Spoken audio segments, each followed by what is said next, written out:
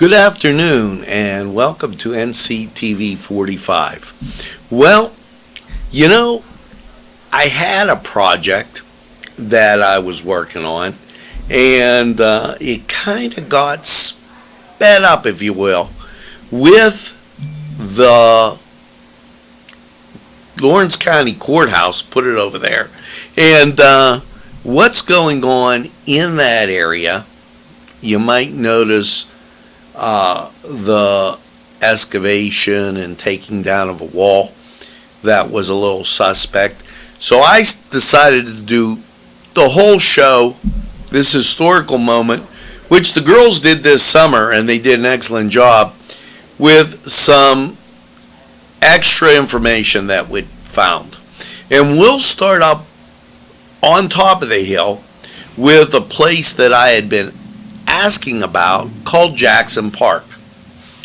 Seems that in the time where the county line street really represented the county line between Mercer and Beaver County, there was the Old Stone Church, which was an Associated Reformed Presbyterian Church, also known as the Succeeders.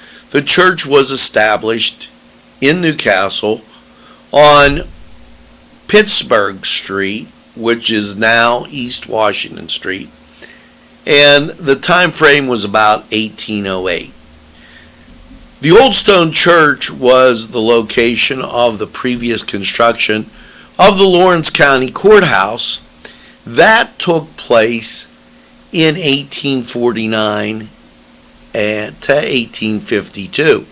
Now I'm going to show you, if you look right below the clock, you'll see a square above, the pillars, and they call them, or they call those pillars the Roman type style. Well, there are a few names there that you should be aware of.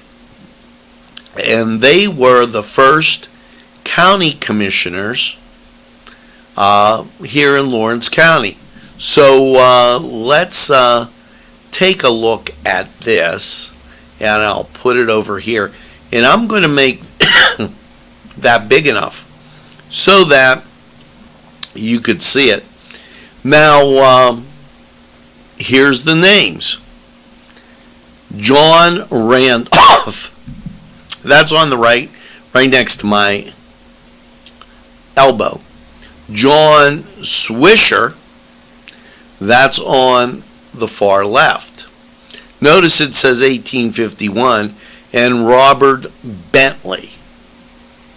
Now, this area, kind of important and has a lot of historical significance right here in Lawrence County. We became a county in that time frame, so that you know.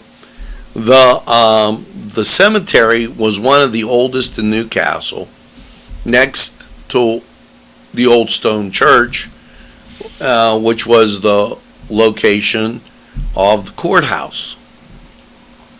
The cemetery was one of the oldest in the city in the late 1890s. The establishment of the public school on Pittsburgh Street influenced the winding road, encroaching on the church and cemetery. Now, with this church, one of the members was Colonel Oscar Jackson. And the discussion began about the cemetery and its deferred maintenance. Colonel Oscar Jackson began to take the lead on the preservation of the cemetery and its maintenance. As a representative, he passed a bill that would set aside money for its upkeep.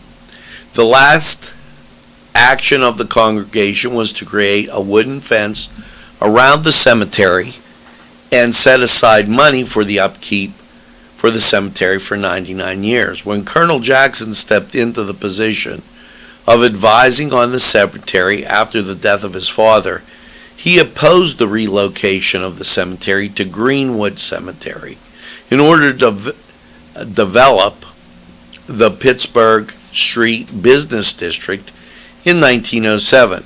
However, Colonel Jackson's death in 1920 and 1921, the petition was brought up again and brought forward in 1921. The bodies were exhumed in the lower half of the Greenwood Cemetery. They were brought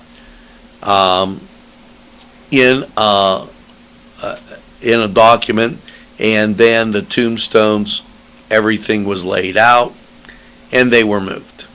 In the 40s, following World War II, individuals on the east side organized a monument erected to the site of the veterans.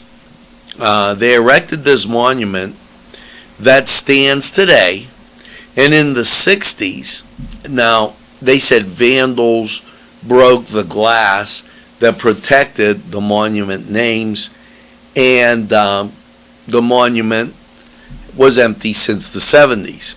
However, when you read what actually happened, and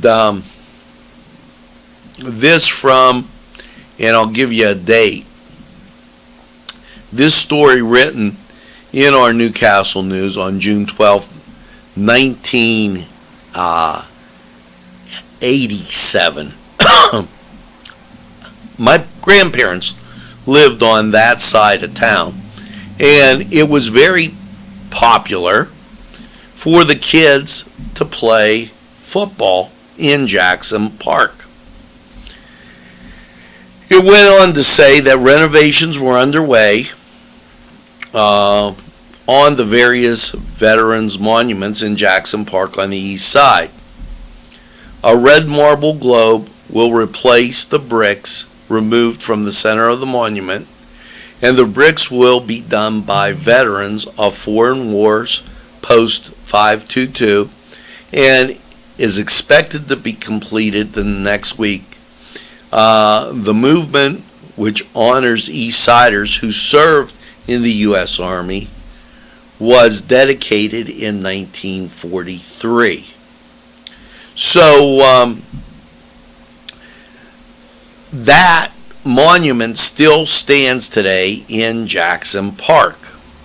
So the question then became, well, how did, the drinking fountain get there? And I'm going to go into that, but Jackson Park was the envy of a lot of folks that visited Newcastle and Lawrence County at that time. As written in the Newcastle News on July 3rd, 1943, they talked about Jackson Park and its beautiful rose bushes.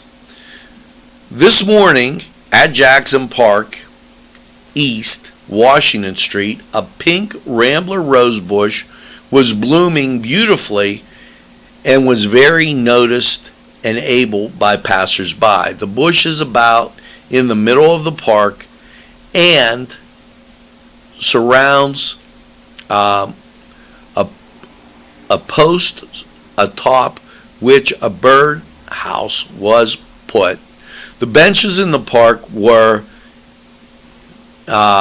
patronized, established by persons who climbed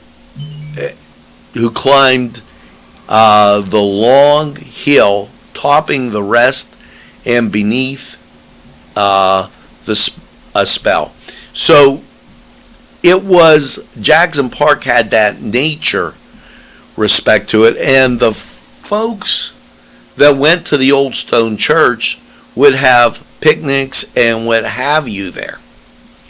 Now, in order to add some beauty and functionality to the park, Owen Fox and members of the park force installed a drinking fountain in Jackson Park on East Washington Street, where the benches for men and women who reside on the east side. It is the first time in the Jackson Park history that a drinking fountain has been there. And you're probably, asking, well, when did they install that? June 6th, 1950. A lot of history in that area. Now, the place that they're excavating and attempting to take down the wall, that on one side is County Line Street and on the other side is East Washington Street. There were houses there. Whether you would call them a house or you would call it an apartment is in question, but you could walk up into the dwelling right off the sidewalk. There were 2 steps, and then you would be inside. The first step kind of short, and the next step probably about 2 or 3 feet long as you opened the door and went inside. There were several parcels of land there, which several of the dwellings, and they were close to each other, like brick to brick, as that area was referred to at one time as Courthouse Commons, then Courthouse Heights.